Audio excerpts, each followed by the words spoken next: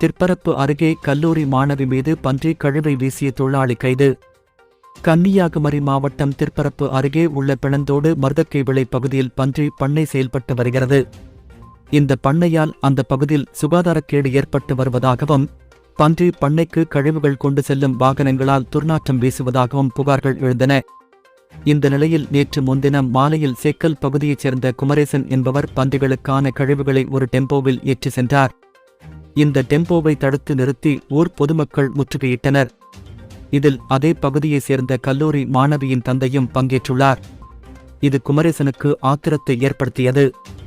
கல்லூரி மாணவி படிப்புக்கு இடையே ஸ்கூட்டியில் சென்று பால் விநியோகம் செய்து வருகிறார். இந்த நிலையில் நேற்று காலையில் அவர் குமரேசனின் வீட்டுக்கு எதிரில் உள்ள ஒரு வீட்டில் பால் விநியோகம் செய்தபோது குமரேசன் அவரிடம் தகராறில் ஈடுபட்டுள்ளார்.